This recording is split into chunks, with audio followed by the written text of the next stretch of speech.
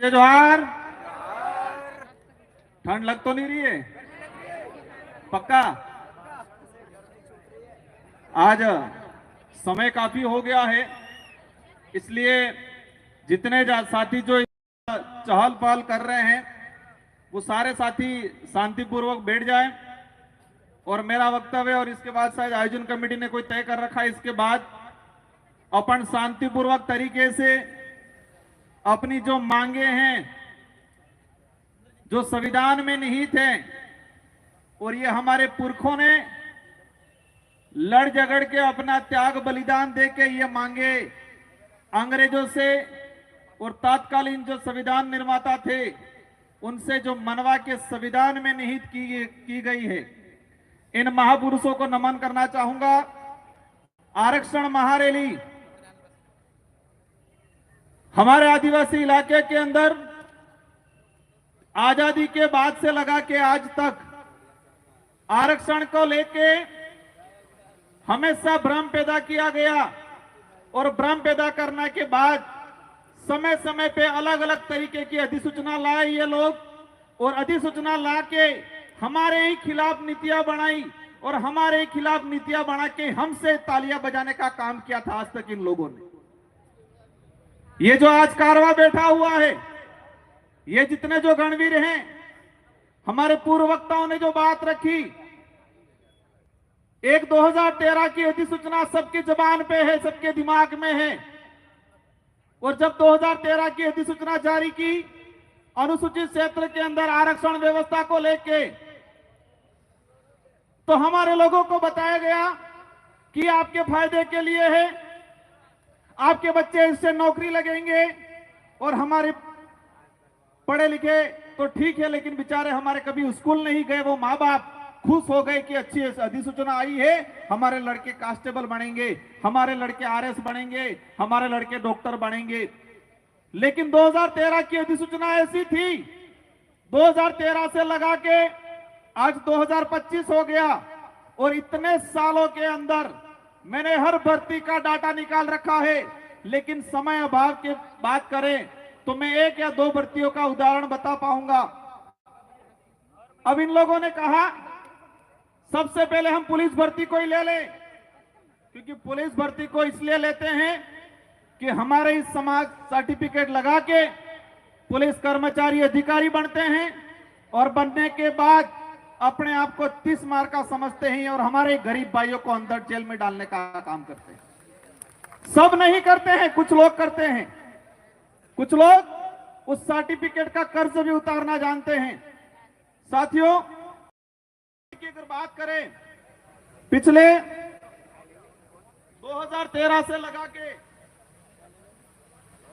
2013 की भर्ती अनुसूचित क्षेत्र के अंदर 939 पद आए और हमें मिलने चाहिए थे, जो अधिसूचना जो कह रही है 45%, 5%, 50% उस आधार पे हमें मिलने चाहिए थे 423 पद और मिले कितने?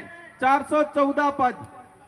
दूसरी ओर इस अधिसूचना में कहा गया कि 50% अनारक्षित, उसमें किसी भी वर्ग का पात्र अभ्यर्थी उसमें जा सकता है। लेकिन हुआ क्या? 2013 की भर्ती के अंदर 50% के हिसाब से जो अनारक्षित पद 470 पद आए अनुसूचित क्षेत्र में और 470 में से हमारे एसटी के बच्चे जा पाए 8 बच्चे। और वही जब उनकी पदोन्नति हुई, जो एसटी के और एससी के बच्चे ओपन कैटेगरी गए थे 8 और एससी के गए थे 5, लेकिन इनका कांस्टेबल से हेड कांस्टेबल में पदोन्नति हुई। तो जब पदोन्नति हुई तो उनकी पदोन्नति उस सामान्य कोटे से ना होकर एसटी कोटे के अंदर ही की गई।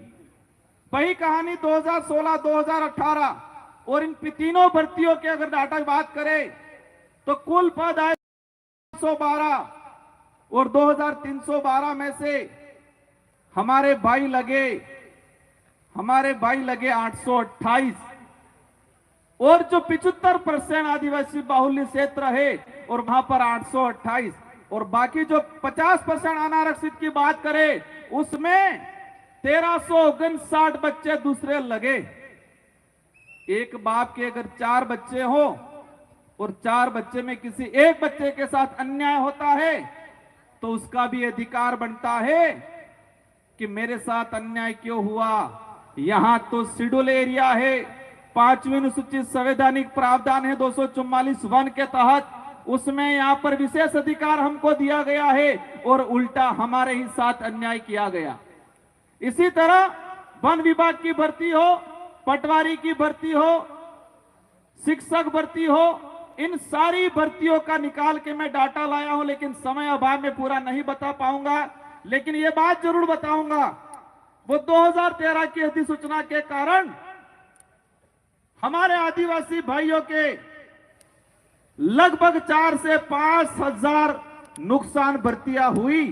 4 से 5 हजार हमारे भाई नौकरी लगते। अब समझ लो इतने भाई नौकरी लगते अलग अलग विभागों में। एक परिवार से एक आदमी नौकरी लगता है तो उसकी पूरी पीढ़ियां सुधर जाती है, पूरी पीढ़ियां सुधरती है। इतना बड़ा नुकसान हुआ और हमारे लोगों से तालियां बजा दी कि 2013 की अधिसूचना बाहर वालों को बंद कर दिया, आपको दिलाएंगे। इसलिए मैंने कहा था कि 2013 की अधिसूचना आदिवासी इलाके के लिए काला कानून है और ये काला कानून साबित हुआ। उसी वजह से हमारे 4 से 5 हजार परिवार आज भी जो कंपटीशन की एग्जाम की तैयारी कर रहे हैं, अभी आरक्षण की बात कर रहे हैं, करनी चाहिए, हम भी कहते हैं आप करो। लेकिन बात इस बात पे आती है कि जिन्होंने आरक्षण बेचने का काम किया, जिन्होंने 2013 की अधिसूचना लागू की, वही आज आरक्षण की बात करने आ रहे। आप सत्ता में चले गए, कहने लगे कि मैं विरोध में जाके काम नहीं कर सकता हूं तो मुझे जाना पड़ेगा। आप गए, कोई दिक्कत नहीं, आपको रैलियां और सभा करने की जरूरत नहीं है। अगर आपको दिलाना ही है वास्तविक तो आप जाके सत्ता में हो, दिला दो। रैलियां करके हमारे बेरोजगार भाइयों को क्यों बेवकूफ बना रहे हो। वर्गीकरण की बात आए, सुप्रीम कोर्ट का जजमेंट आया, हरियाणा का एक मामला था एससी समुदाय से, और सुप्रीम कोर्ट ने एसटी एससी दोनों के लिए थोप दिया गया कि उप वर्गीकरण करेंगे, और हमारे भोले भाले भाइयों को फिर गुमराह करना शुरू कर दिया। कह दिया कि मीणा को अब नहीं मिलेगा, अब भीलों को मिलेगा। उधर इलाके में कह रहे अब तुमको नहीं मिलेगा, अब सहरिया को मिलेगा। फिर कह रहे इनको नहीं मिलेगा, अब घराचियों को मिलेगा। उप वर्गीकरण करना है और उप वर्गीकरण राजस्थान के अंदर है। राजस्थान के अंदर उप वर्गीकरण सहरिया 12 के अंदर एक ही जिले में एसटी को 2 भागों में डिवाइडेशन करके रिजर्वेशन दिया। 25% सहरिया आदिम जाति को और 6% वहां के एरिया आइडेंटिफाई किया है, उसमें भील भी है, उसमें मीणा भी है, उनको 6% दिया जा रहा है। राजस्थान के अंदर एक 12% मिल रहा है। एक सहरिया के अंदर 25% सहरिया आदिम जाति को मिल रहा है और 6% उसी इलाके के अंदर रहने वाले अन्य एसटी को मिल रहा है। और हमारे शेड्यूल एरिया के अंदर फिर 100% की बात में करें और वो मानो सद्भावी कौन है। सद्भावी का अर्थ हम हर समाज का, हर वर्ग का मान सम्मान करते हैं, लेकिन कोई हमारा हक खा ले, गरीब का हक खा ले और तब हम चुपा नहीं बैठ सकते। आज वर्गीकरण की बात आ रही है, हम भी क्या वर्गीकरण होना चाहिए। जो गरीब परिवार को नहीं मिला उसको मिलना चाहिए, लेकिन कैसे मिलेगा, कैसे दिलाना है, वो हम तय करेंगे। आदिवासी बाहुल्य क्षेत्र के जितने जो जनप्रतिनिधि है वो तय करेंगे और वो तय करके टीएससी में भेजेंगे और ट्राइबल एडवाइजरी काउंसिल राज्यपाल को भेजेगी और सारे राज्यों के राज्यपाल महोदय राष्ट्रपति को भेजेंगे। इसके बाद तरीके से लागू हो। अगर वर्गीकरण करना है, रेगिस्तान इलाके के भाई बात कर रहे हैं, डिटेल्स दे दो क्षेत्रीय आधार पे, अनुसूचित क्षेत्र में क्षेत्रीय आधार पे दे दो, और सहरिया हमारा हाड़ोती वाला इलाका और फिर गैर अनुसूचित क्षेत्र वर्गीकरण करना है, क्षेत्रीय आधार पे कर दो तो कोई समस्या भी नहीं आएगी, ना कोई लड़ाई होगी, न जातियों में बांटा जाएगा। अधिसूचना के आधार पे राजस्थान के अंदर 12 से 16 प्रकार की जातियां हैं। कितने भाग बांटोगे आप? ये लड़ाई करने का तरीका है। और जब इतना 12 भागों में आरक्षण बढ़ जाएगा, फिर रोस्टर का क्या होगा? क्या होगा रोस्टर प्रणाली का? अब हमारे जो गरीब भाई आए उनको बेचारों को पता नहीं है रोस्टर क्या होगा। एक में भी रोस्टर के आधार पे या वास्तविक जो रोस्टर प्रणाली है उसके आधार पे लागू नहीं होगा और हमारे लिए एक भी सीट नहीं आएगी। आरएस भर्ती 2013, 14, 16, 13, 16, 18 समय काफी हो गया, रैली में चलना है।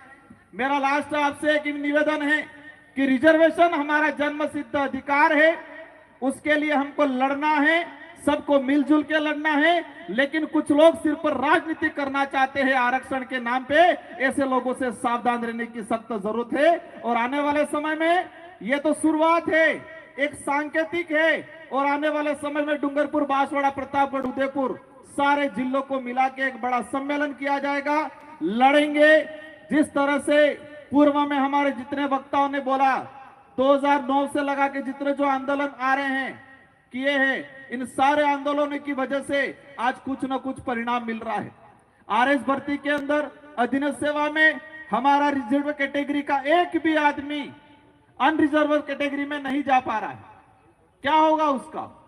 हम भी चाहते हैं हमारा गरीब व्यक्ति आरएस में जाना, एसडीएम बनना चाहिए, वर्गीकरण होना चाहिए, लेकिन क्षेत्रीय आधार पे होना चाहिए। ट्राइबल एडवाइजरी काउंसिल की बात करें, पैसा एक्ट की बात करें, हमारे यहाँ पर बड़े बड़े प्रोजेक्ट लगा रहे। पैसा एक्ट की जो कानून बना हुआ है उस कानून की पालना नहीं की जा रही है। लेकिन आने वाले समय में इन अधिकारियों को भी हम सबक सिखाएंगे कि पैसा एक्ट का प्रावधान क्या है, और जो अधिकारी अगर कानून की अवहेलना करता है तो उसको भी कानून की भाषा हम सिखाएंगे, क्योंकि कानून के नाम से ये हमको डराने की कोशिश करते, हर वक्त डराने की कोशिश करते, हमारे गरीब भाइयों को डराने की कोशिश। इसलिए चिंता नहीं करनी है। इन्हीं शब्दों के साथ सभी साथी कुछ वक्ता रहे, सुनना है। और बीच वाला पांडाल इसलिए खुला रखा था क्योंकि बीच में भीड़ ज्यादा होती है। आगे इसलिए खुला रखा था कि आगे यहां पर हमारे नेता सब बैठते, थोड़ी आज गर्मी लगेगी, थोड़ा ठीक रहेगा, यूं करके खुला रखा है। तो बड़े बुजुर्गों के लिए रखा है ये, और बड़े बुजुर्गों के लिए रखा है, इसलिए आप सबको इसका मान रखना है और शांतिपूर्वक रैली में पहुंचना है। और अपने यहां से स्टार्ट करेंगे, कलेक्ट्री जाएंगे और वहां पर हमारे कुछ वक्ता रहे हैं, वो बात फिर बोलेंगे। सबकी बात को सुनना है और आने वाले समय में आरक्षण की लड़ाई में सबसे आगे सबको खड़ा रहना है। इन्हीं शब्दों के साथ आप सबको धन्यवाद, आभार, जोहार। कुछ ज्ञापन आए थे, एक छात्रवृत्ति वाला, डूंगरपुर के 27 करोड़ छात्रवृत्ति आदिवासियों को नहीं मिली, बांसवाड़ा के 35 करोड़ के आसपास आदिवासियों की छात्रवृत्ति बाकी है, प्रतापगढ़, उदयपुर, सिरोही अनुसूचित क्षेत्र की मैंने जो डाटा निकाला है 100 करोड़ से अधिक छात्रवृत्ति आदिवासी बच्चों की आज भी बाकी है। बांसवाड़ा में 1600 बच्चों की छात्र स्कूटी नहीं आई है, डूंगरपुर में 1000 बच्चों की स्कूटी नहीं आई है। इस आधार पे पूरे अनुसूचित क्षेत्र में 3500 के आसपास बच्चों की हमारी स्कूटी नहीं मिल रही है। और कह रहे हैं कि हम कल्याण करने वाले हैं, हम ये करने वाले हैं। इसलिए आप सभी को इस मंच का साथ देना है और इन्हीं के साथ आप सभी को एक लंबी डिमांड चल रही है लंबे समय से, उसी बात को मैं लेने वाला था, लेकिन वो घंटी बजने की तैयारी है। बाध्यता 40% की जो बाध्यता रखी गई है, लंबे समय से डिमांड चल रही है और आप सभी सरकार नहीं मानेगी, सरकार को झुकाएंगे। सरकार हमको एक बात पे डराती है, मुकदमे ठोक देंगे, मुकदमे ठोक देंगे। एक बात ये कान करके सुन ले कि हमारे पूर्वज मरने से नहीं डरे थे तो हम मुकदमे से डरने वाले नहीं है। इन्हीं शब्दों के साथ धन्यवाद, आभार, जय जोहार। धन्यवाद साथियों।